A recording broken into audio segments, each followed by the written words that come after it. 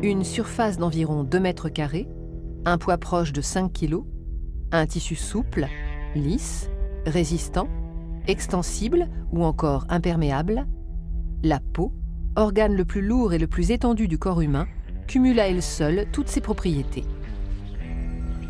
Elle est le seul organe vital de notre corps que l'on peut voir et a pour fonction, en l'enveloppant, de le protéger. Composée de 3 couches de tissu, elle forme une barrière de protection de l'organisme contre les agressions du milieu extérieur.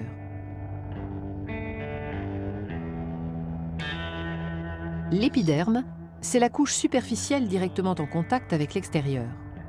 Constituée d'une juxtaposition de cellules jouant le rôle de briques, comme dans un mur, appelé kératinocyte, il forme un bouclier presque imperméable et joue un rôle déterminant dans la bonne santé de la peau. Les cellules jeunes des couches profondes se multiplient et migrent continuellement vers la surface, repoussant les cellules âgées de plus en plus loin de leur source d'approvisionnement.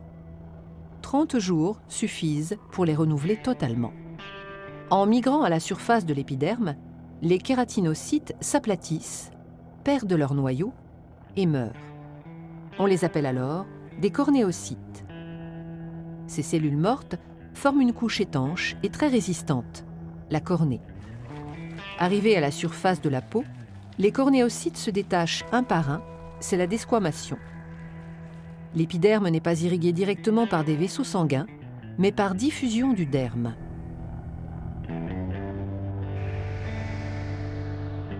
Le derme, c'est la couche épaisse de la peau. Il contient un réseau extrêmement abondant de vaisseaux sanguins dont aucun ne pénètre dans l'épiderme. Ils ont, en plus de leur rôle nourricier, une fonction essentielle dans la régulation de la température du corps.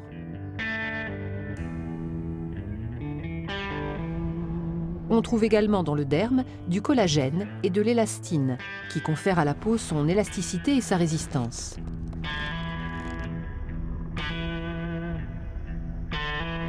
Il contient les bulbes pileux et les glandes productrices du sébum et de la sueur, la transpiration participant activement à la régulation de la température du corps. Enfin, le derme est richement pourvu en récepteurs sensoriels, permettant la détection de la pression sur la peau, des vibrations, des étirements ou la perception de chaleur et de froid.